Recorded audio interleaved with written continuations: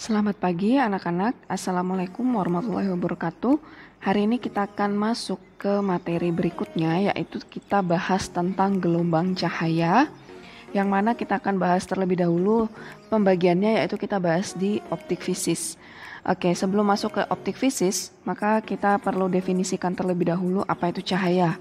Jadi cahaya itu merupakan gelombang elektromagnetik, yang mana gelombang elektromagnetik itu adalah gelombang yang bisa merambat tanpa medium perantara, seperti cahaya matahari. Kemudian dia punya panjang gelombang, yaitu lambda, dan ada cahaya yang disebut cahaya polikromatik, artinya terdiri atas beberapa panjang gelombang dan frekuensi, sedangkan cahaya monokromatik, cahaya yang terdiri hanya satu panjang gelombang dan frekuensi. Kemudian sifat cahaya ada yang bisa dipantulkan, refleksi, kalau dibiaskan refraksi, kalau diuraikan dispersi, interferensi itu artinya perpaduan dua buah gelombang cahaya, difraksi itu pelenturan cahaya, polarisasi itu pengkutupan. Nah, di sini cahaya juga punya cepat rambat gelombang yang kita sebut sebagai kecepatan cahaya. Simbolnya C sama dengan 3 dikali 10 pangkat 8 meter per second. Sangat kencang sekali ya. Kemudian jika ada cahaya yang merambat pada dua buah medium yang berbeda, maka nilai frekuensinya di sini akan selalu tetap. Kemudian nilai lambda dan cepat rambat gelombangnya akan berubah. Jadi di sini ada persamaan Snellius, N1V1 sama dengan N2V2 atau N1 lambda 1 sama dengan N2 lambda 2. Sehingga nilai frekuensi pertama sama dengan frekuensi yang kedua. Oke, kita akan bahas optik yang terbagi menjadi dua hal. Ada optik fisis, ada optik geometri. Nah, optik fisis ini kita bicara mengenai sifat cahaya yang tadi bisa diinterferensikan, bisa didifraksikan, kemudian bisa polarisasi. Jadi kalau diinterferensi itu kita sebutnya nanti peristiwanya pada percobaan celah ganda atau interferensi Young. Sedangkan difraksi cahaya, percobaan atau aplikasinya nanti pada celah tunggal atau pada celah banyak yang kita sebut kisi difraksi. Kemudian ada polarisasi. Nah, yang pertama kita bahas terlebih dahulu untuk difraksi cahaya. Difraksi cahaya ini adalah pelenturan cahaya gelombang di mana ketika dia bisa melewati sebuah celah sempit. Nah, untuk difraksi cahaya itu ada dua, yaitu pada percobaan celah banyak sama celah tunggal. Nah, untuk celah banyak, kisi difraksi, misalkan ini ada sebuah plat kisi, di dalamnya ada banyak garis-garis celah. Nah, lebar satu celahnya atau satu kisi, itu rumusnya D sama dengan 1/N. D itu adalah lebar celah, sedangkan N itu adalah banyaknya garis setiap sentimeter. Jadi di dalam satu celah, misalkan satu celah ukuran 10 cm, dia punya banyak garis. Nah, seperti itu. Kemudian di dalam materi optik fisis kalian harus bisa menggambarkan jalannya sinar. Ini khusus untuk ilustrasi gambar kisi difraksi.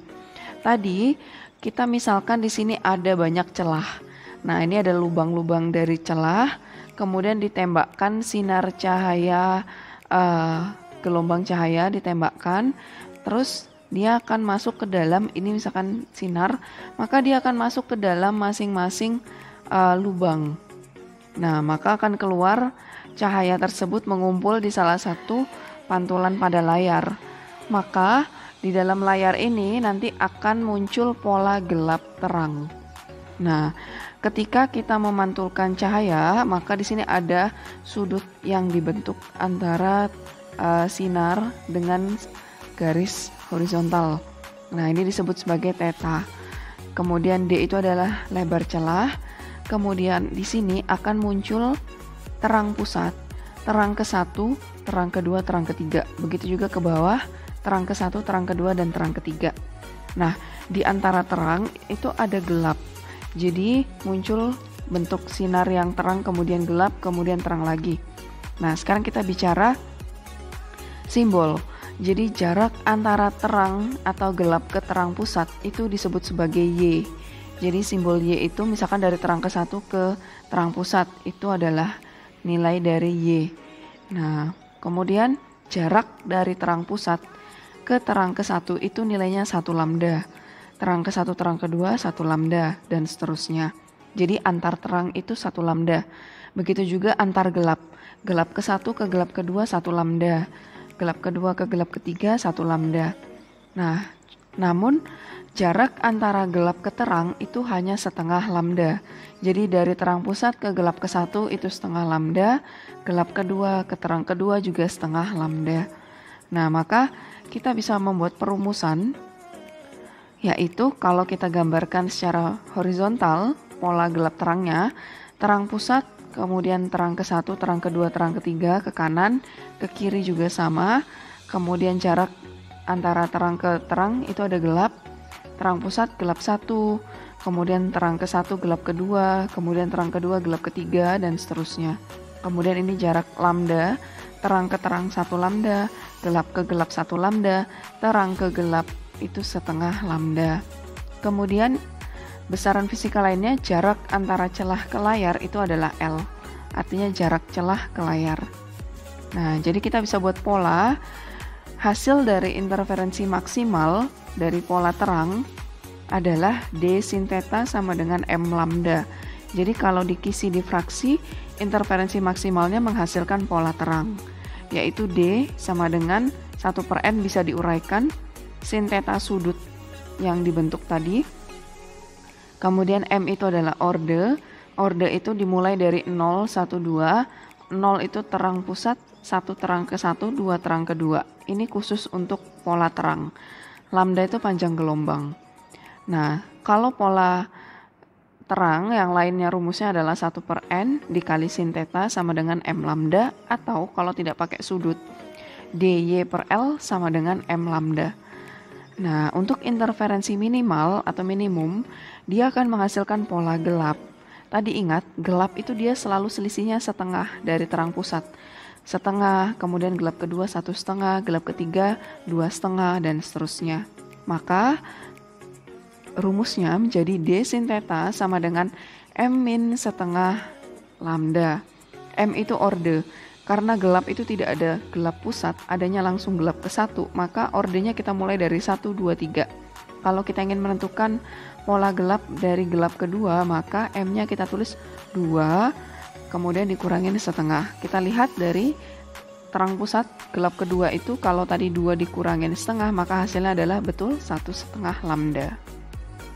Atau rumus lainnya 1/n dikali sin theta sama dengan M min setengah lambda.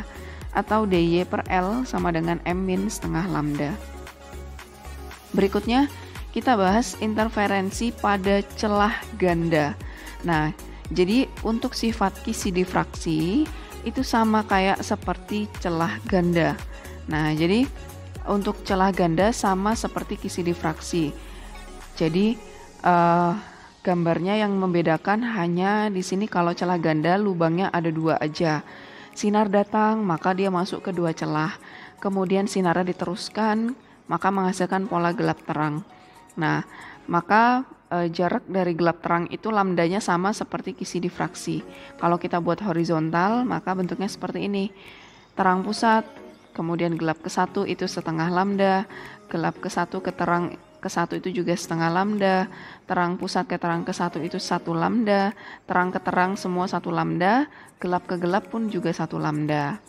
Sehingga untuk perumusannya tetap sama seperti kisi. Cuma nilai D-nya tidak bisa ditulis 1/n karena dia kan nggak banyak celah. Jadi di dalam interferensi maksimal pada celah ganda dia menghasilkan pola terang, di mana rumusnya D sin theta sama dengan M lambda. M-nya ini adalah orde, dimulai dari 0, 1, 2, 3. 0 itu terang pusat, 1 terang ke-1, 2 terang ke-2, dan seterusnya. Atau kita bisa tuliskan dy/L sama dengan M lambda.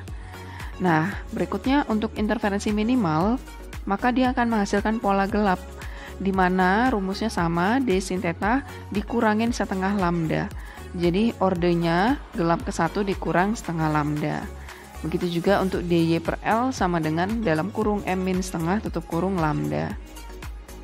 Oke, yang ketiga, difraksi pada celah tunggal. Nah, ini polanya kebalikan dari kisi dan celah ganda. Jadi kalau celah tunggal ini layarnya lubangnya kita buat satu, sinar masuk, maka akan diteruskan ke layar.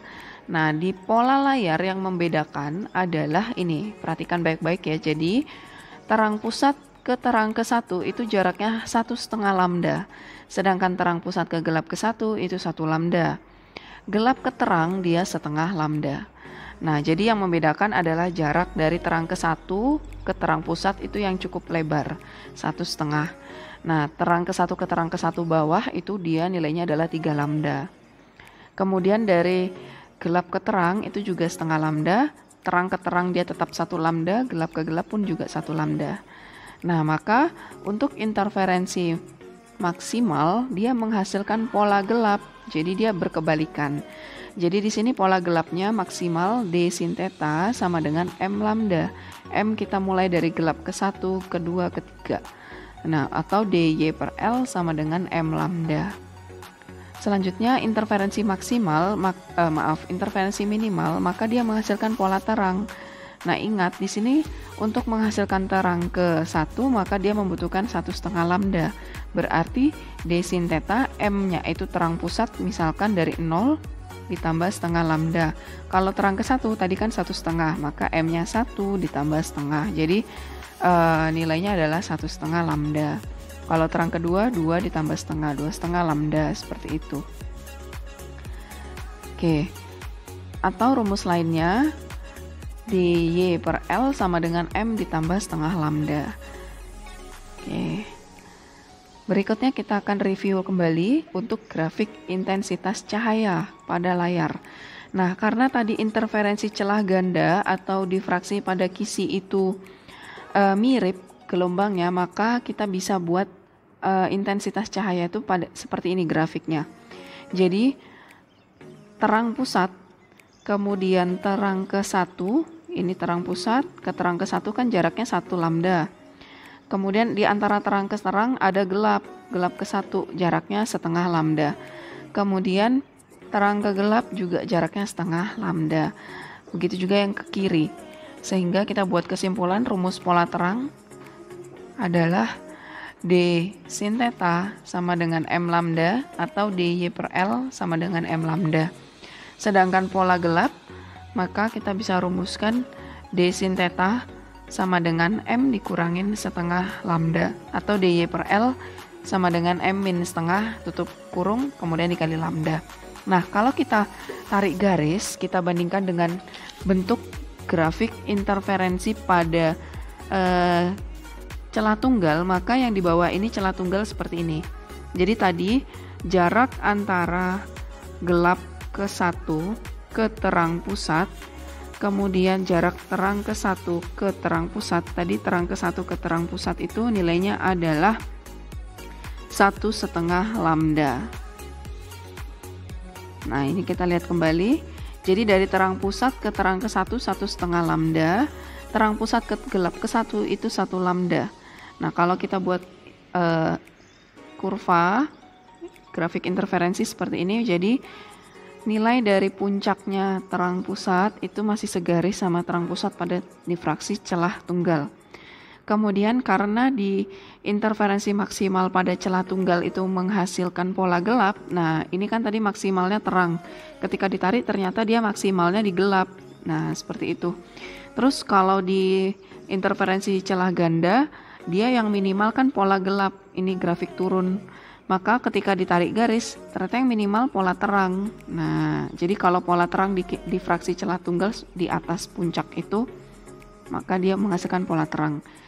Kemudian jaraknya tadi udah kita bahas, terang pusat ke gelap 1, 1 lambda. Kemudian dari gelap ke 1 ke gelap kedua 1 lambda, tapi dari gelap ke terang itu setengah lambda. Maka dari terang pusat ke terang ke 1, dia nilainya adalah 1,5 lambda. Oke.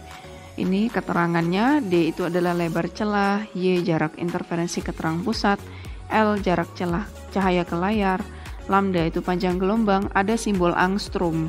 Huruf A dikasih tanda bulat di atasnya, di mana 1 angstrom itu setara dengan 1 dikali 10 pangkat min 10 meter. M itu adalah orde atau terang ke N, gelap ke N.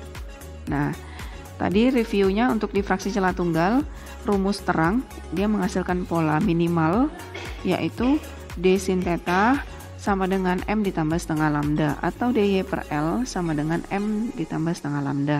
Sedangkan pola gelap, dia disebut sebagai pola interferensi maksimal, yaitu D sin theta sama dengan M lambda, atau DY per L sama dengan M lambda, seperti itu. Yang terakhir adalah polarisasi cahaya. Nah, polarisasi ini adalah peristiwa terserapnya sebagian atau seluruhnya rambatan acak arah gelombang cahaya sehingga memiliki satu arah getar saja. Kemudian cahaya juga merupakan gelombang elektromagnetik yang terdiri atas medan listrik E dan medan magnet B yang mereka arahnya saling tegak lurus, siku-siku. Jadi arah gelombang elektromagnetik pada gelombang cahaya itu seperti ini, saling siku-siku. Nah, kalau dipolarisasikan, maka mereka akan menjadi satu arah yang sama. Jadi jenis-jenis polarisasi itu ada 5.